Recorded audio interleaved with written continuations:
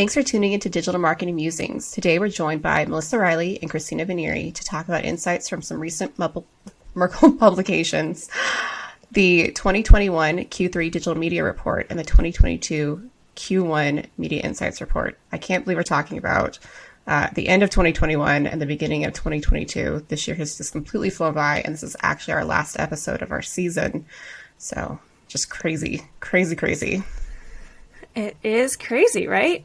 We will be back in the new year with our regular predictions episode for 2022 and give a preview of all the exciting topics that we have planned out for next season.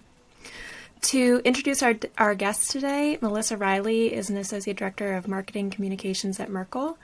She's been in performance marketing for over 12 years now, managing paid search accounts at Merkle, primarily in the retail vertical. Kristina Venieri is a Director of Media Strategy at Merkle, specializing in consumer insights and driving cross-channel marketing strategies for her clients. Welcome to the show, Melissa and Kristina. Thanks for having us. Thanks for having me back. So, Melissa, starting off with some historical trends from the DMR, we've talked about a surge in online competition in many channels, with the in-store shopping dipping during COVID. And then how is this playing out in the most recent quarters for us? Yeah, so the short answer is we're seeing tons of competition across pretty much every channel. So just to provide some context as to why that is, during the start of the pandemic last year, as I'm sure we all remember, almost all shopping activity moved completely online. And so with that, businesses were also forced to pivot to be able to meet customers where they were. And that included some businesses that had never really had an e-commerce presence before. So if we fast forward to this year, then even though there's more in-store shopping happening, we do have all these new players online, and they're competing for ad space with, everyone that was already in e-commerce before. And so with that increased pool of people fighting for ads, we're seeing really high CPC and CPM year over year. And to put that, I guess, into some data points, when we look at paid search, we saw a 41% year-over-year increase, and that was across Google and Microsoft, that was across devices, that was across shopping and text, it was pretty much everywhere. And just for comparison's sake, looking historically, up until the pandemic, our year-over-year CPC increases were consistently in the single digits, so 41% is significant for sure. Yeah, that seems like quite the jump. It's a hard pill to swallow. Yeah, yeah, it is. And there's the tough thing for advertisers is, there's not really anything. I mean, there are things you can do about it. You can be smarter with your targeting. You can, leverage first-party data as much as possible, but you still want to compete in those spaces. And the reality for people is that it's just more expensive. And so it might be harder for companies to meet their ROI goals and things like that. But and it's not just in paid search either. Like I said, it's pretty pervasive. So looking at Amazon, two of their ad formats, sponsored products and sponsored brands, on those we saw a 43% increase year over year and a 76% increase year over year, respectively. So again, Wow. We had all, yeah, it's a lot. But, like I was saying with paid search, we had a lot of new businesses coming online during the pandemic, and Amazon is a pretty attractive platform for that. You don't need to build out your own site. You can pretty well operate within the confines of Amazon.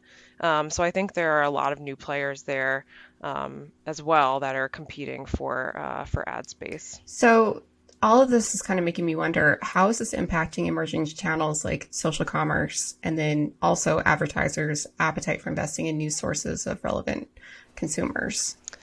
So from what I've seen, there's definitely more of an appetite for more emerging channels. So one place I didn't touch on yet, and that was Facebook within the social space. We saw 46% year-over-year increases in CPM there. Instagram saw 11% year-over-year increases, which doesn't sound like a lot, but they're usually seeing year-over-year decreases. So any increase at all, any increase at all outside of Q4 is pretty unusual there. But yeah, I think with that, advertisers are looking to diversify their social approach a bit more, and there are a lot of new platforms or platforms that have been around, but they're starting to offer more and more commerce opportunities. So I think it's getting easier for brands to kind of onboard and diversify, which is great, given the timing with the increases. Kristina, I don't know if you had anything you wanted to add there. Yeah, I mean, I think kind of just to build on some of that, consumers are spending even more time, more money on social commerce, which then kind of accelerates and drives the platforms themselves to continue to expand their offerings, grow, kind of evolve their offerings as well. And so we actually see a couple things happening. So first, these platforms, TikTok, Instagram, Snapchat, Facebook, Pinterest, they're all growing what they can offer to advertisers, and really to keep consumers engaged. But they're also actually offering more and kind of new ways for brands and creators to engage with each other. So we kind of see it from both sides. One, they're growing and kind of trying to build off of this idea of content and community in platform for the actual end users. And then on the other side, we're seeing more opportunities. I think TikTok is a great example of how platforms are better enabling those brand and creator communications.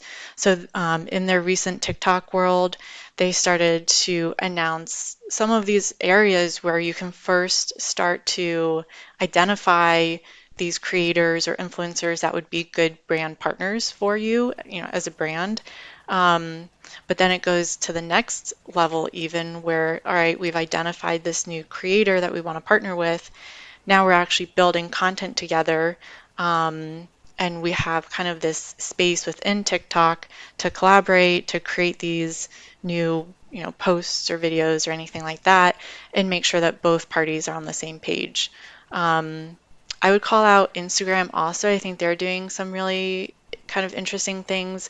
They have this new like collab opportunity. So basically, both the brand and the creator, or if it's two brands working together, both of them would then get that kind of authorship credit. And so you're actually taking advantage of both brands or branding creators audience set, so there's more visibility, kind of more engagement overall. So we're really starting to see a lot of growth in like the type of ways that everyone can engage with and on social commerce.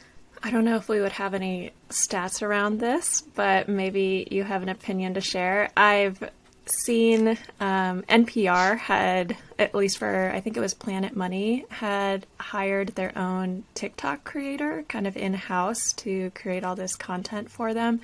How frequent is it that we're seeing these companies or businesses hiring in-house for that creator role versus just partnering with these creators that are already existing out in the ether on these platforms?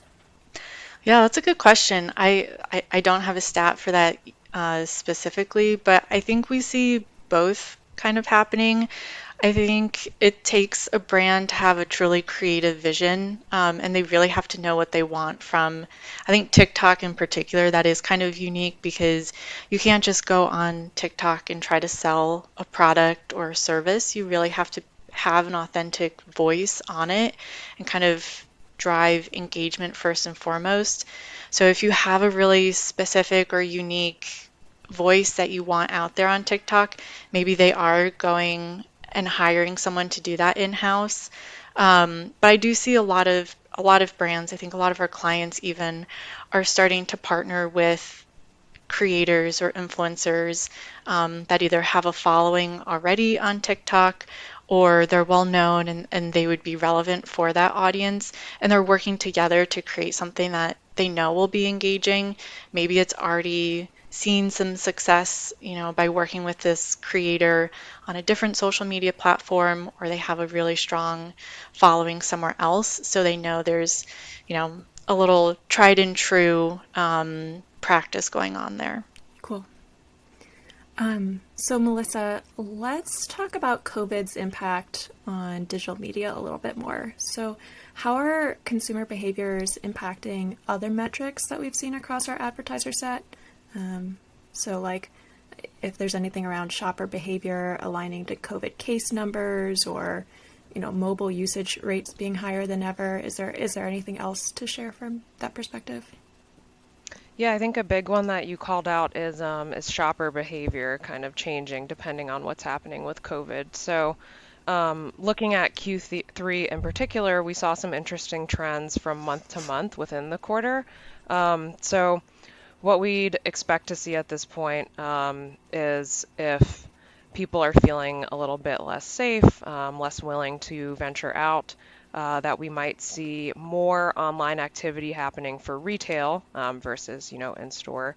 And we might see less online activity for travel with people unwilling to really move about as freely. And that is what we saw when we looked within Q3. So in July and August, we saw some stronger, some weaker year-over-year comps for retail. As people were getting out and about, case numbers were a little bit more stabilized.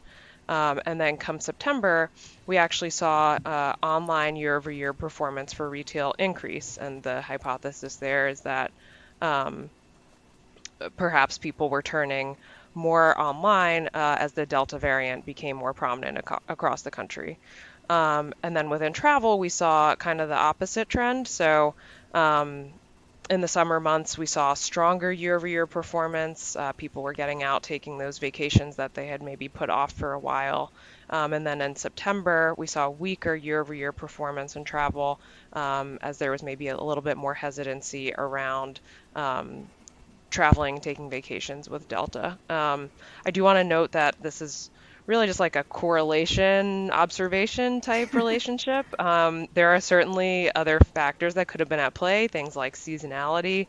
And so we can't say for sure that COVID numbers really caused the behavior that we saw, but I just thought it was interesting to note that the trends we observed aligned with what we expected might happen based on what had happened in 2020. Yeah, I was going to ask, it might be a stretch, but I don't know if holiday shopping has expanded so far early that it's now affecting September. But given all the supply chain shortages, maybe people were trying to really stock up early and ensure that they had holiday gifts or a holiday shopping completed. Yeah, I think it's definitely possible. I don't have any data around it, unfortunately, but last year, I think people remember well last year what happened with some of the shipping issues and wanted to avoid a repeat of that. And the supply chain issues, I think, were really well publicized heading into the holiday season this year, to the point that consumers were potentially altering their behavior as a result of it. So that could certainly be a factor as well. Cool. Well, shifting gears to one topic I'm really, really excited to talk about coming from our Media Insights report, Gen Alpha. So, Kristina, I know you have some thoughts around here, but could you start off by just defining what segment of the population Gen Alpha covers and why we're starting to talk about them as a significant consumer set? Yeah, definitely. So Gen Alpha is really the next generation of consumers. So they're about 11 years old and younger. So you might be thinking, whoa, whoa, whoa, like way too young. What are we doing talking about them yet? But this generation is still growing. And I think what is so important about them is they actually have a pretty significant influence on a lot of purchases. So don't worry, we are still talking about Gen Z. We still care about Gen Z. Actually, I just read Gen Z was one of like the most Googled terms, I think, over the past year. We still care about other generations too, because like ultimately these are all part of our brand's consumer base. But we're talking about Gen Alpha today because of their current influence and really growing influence on purchases. And they're growing up in this very unique time. They are kind of experiencing digital from the very, early stages of life. They're exposed to media and influencers. They continue to age up. And really, we expect their influence on purchases will just continue to grow. Yeah, it makes me it makes me think about the fact that this is the age group that like just got vaccine eligibility. And so like families looking to travel to Disney or whatever, like they're that consumer set is really primed at this point in history to impact shopper behavior. Yeah, and I think like the fact that Gen Alpha is in front of screens, I think that they are in front of screens more often and really earlier than any other generations. I think that's going to have a huge impact on how marketers reach them in the future, how we should be talking to them and thinking about, any way that we're really engaging with them. You mentioned getting excited for Disney because kids haven't been able to do that in the past 2 years. I think the pandemic will have really kind of shifted how, maybe not even shifted, but just influenced how Gen Alpha relies on digital formats. Think about how they've had to use digital to really interact with everyone, with schoolmates, to do homework. They watch and stream online videos. They're, involved in digital gaming, the metaverse, like all of these things are becoming kind of a standard way of life for them.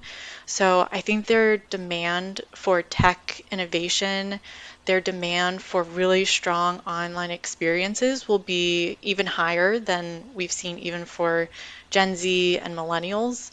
And so I think that just kind of moves the needle even higher for what they need to do and how we need to excel in order to keep Gen Alpha really, really engaged. Um, you know, I, I think there could be a couple of examples across some verticals. Um, Gen Alpha is kind of like eating up all of this YouTube content, so that could be a great way for retailers to kind of plug in. They're very used to like seeing influencers. I know like there are huge YouTube influencers for the Gen Alpha group. Fiserv, as an example. That's crazy to think if they're 11 years old and they have Yeah. YouTube influencers. Like at 11, I was like, I was able to tie my shoes, but like I was out like skinning my knee and like that sort of thing, like not creating YouTube I content. know. So like instead of us watching live TV and looking forward to like the latest episode on a Friday evening, Gen Alpha is going straight to YouTube and they're looking for the latest Yeah. episode. So it's just kind of a shift in what and how they're consuming all of this content. Um, but yeah, it's going to be a really important space. I think we see a lot of brands already starting to figure out how do we how do we engage with this audience. Obviously there's still this kind of parental guidance and oversight for them. So brands have to be doing it in a smart and safe way. But we're definitely starting to see that influence. I think Roblox is a great example of where Gen Alpha is spending a lot of time. They're gaming, they're kind of in these virtual playgrounds of sorts, and there's an opportunity for kids to be shopping through Roblox. They can buy digital apparel or digital sneakers or, check into these different kind of retail spaces and see what's available. Um, so whether a brand is doing it or not, kids are starting to see and kind of interact with some of these spaces already. I think that's a great transition to my next question for you, Kristina. So, as you just alluded to, like the topic on everyone's mind in digital today is gaming, and gamers is such a huge and diverse interest group and set of consumers. But can you talk a bit more about how we're seeing the impact of gaming play out in the trends that we're seeing heading into 2022? Sure. So I think what you said, like this is a huge and diverse group of consumers is really important. Um, like the gaming world, it's not just for hardcore gamers, it's for social gamers and casual gamers. It's, their interests are really extending beyond just gaming. In the report, we highlight a couple of those, sports, music, food, lifestyle. It's really just another kind of area of interest. It's not necessarily someone's full identity. And so we see gaming grow really across generations, which means marketers have a chance to reach, most likely a subset of their consumers in some way through gaming. Um, so as a couple of examples, Gen Z and millennials, they're spending about 7 hours a week gaming. Gen X and baby boomers, sure, may not be as much, but still spending about 2.5 hours a week. And just as a reminder, when we talk about gaming, we mean mobile gaming, PC gaming, and console gaming. So it's Well, this is kind of making me remember, I think, Melissa, you had mentioned that your mom is actually a gamer, technically, by this definition.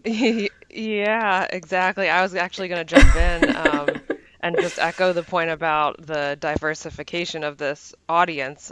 Just looking at like my own family, I personally dabble in some online video games, maybe like a few hours a month, so not anything, too hardcore. Then there's like my partner, and he's a little bit more involved, and he uses Discord and gets more involved with like the community aspect of it. And then, as you said, my mom plays, Words with Friends against her friends and relatives and things like that. And even though none of us really look like what has historically been thought of as a gamer, we're all part of the gamer audience, and brands have opportunities to reach each of us in the platforms that we use in different ways. So, yeah, I think that's a really important point, that it's not just what you'd historically think of as gamers anymore, with so many different platforms and types of games available to people across devices. Yeah, and you mentioned mobile. Mobile is probably one of the biggest platforms right now for gaming. Almost 90% of digital gamers are playing in some way on mobile. So that can turn into a really great way to reach this audience. And like Melissa, you mentioned your mom is playing mobile games. I mean, across generations, mobile is consistently the highest platform for gaming. So really there's a lot of opportunity there. Um, I would say another really important trend related to gaming is this kind of aspect of community. Um, and I think the pandemic has helped to accelerate and and grow the adoption of gaming in a way. I think especially as digital communities and connection have become more of a priority and have really obviously turned more towards these digital formats. So I mentioned Roblox, but I think a lot of these kind of metaverse leaning avenues are ways to start to engage with people and connect with others in a digital and virtual kind of playground or virtual community area. Um, and then there's also a lot of live streaming opportunities. So people are tuning in, they're watching other people live stream, they're engaging, they're asking questions. You're starting to build kind of a network or a community with other gamers and share, hey, I learned how to do this, or can you give me some tips on how to do something? So there's also a lot of that kind of creator opportunity where you have essentially like a gaming influencer who's driving a lot of this content. So that's kind of another area for brands to start to consider. And stepping back, you've referenced the metaverse. For those of us who've been hearing this term being thrown around more recently, can you just describe what it is and how this relates to the gaming evolution? Yeah, so I mean, I think the metaverse, it's really an extension or kind of an evolution on the idea of like community and connection, but in a digital first space.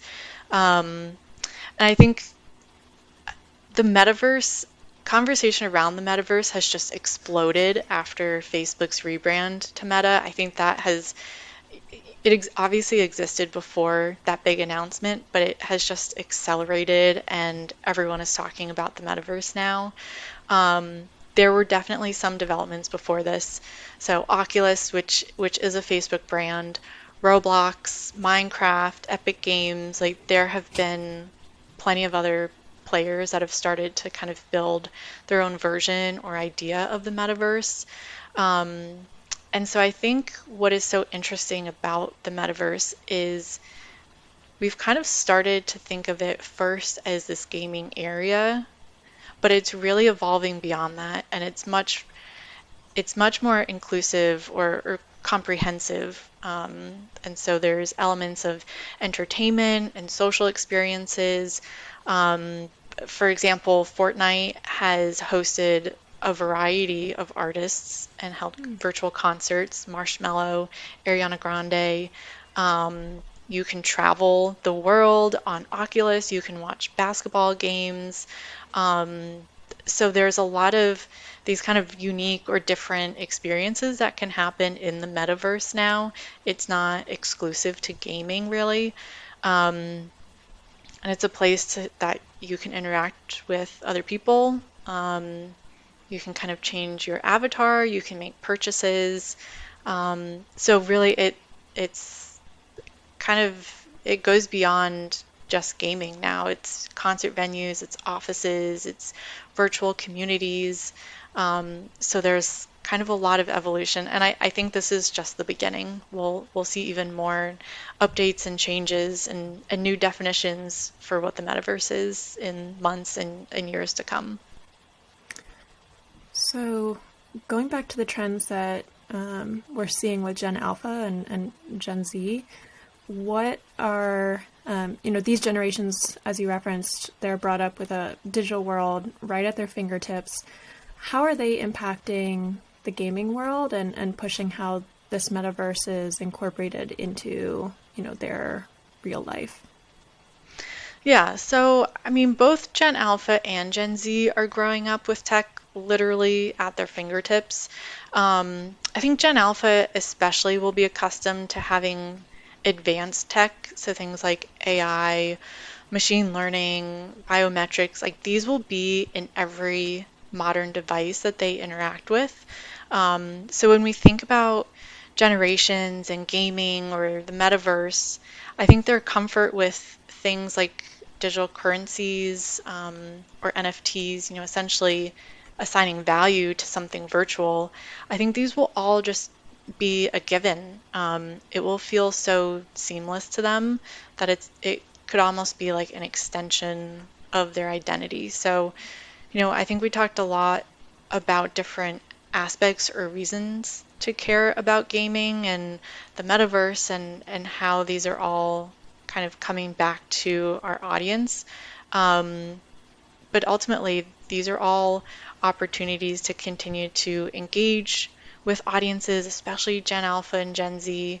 And it's just going to be another area that they're engaged with very early on, and they're going to be so comfortable with it that brands also need to figure out how do we get comfortable with it? What does that mean for us? So kind of start exploring. Are there partnerships? Is it a virtual location?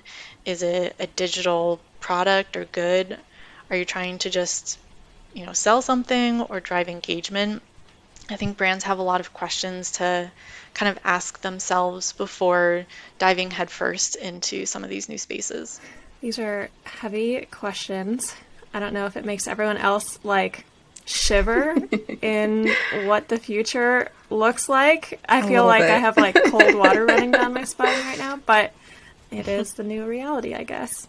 Yeah, and when Kristina was talking about the metaverse, I immediately started thinking I wonder what this means for the future of work and how we might see it play out, working as marketers, just with everybody kind of moving towards either a hybrid model or a really flexible work from wherever you want type model. My gears just started turning how might this impact our day-to-day lives just working as marketers? So it'll be interesting to see what the future holds for sure. Yeah.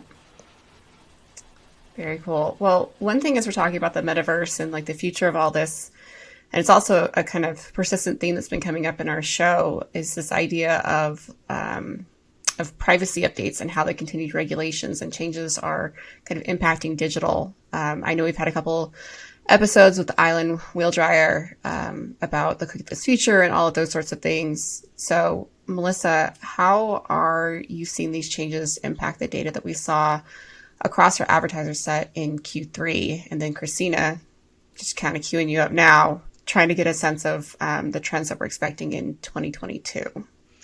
Yeah, it's a good question. I think the main impact that we saw was in paid social.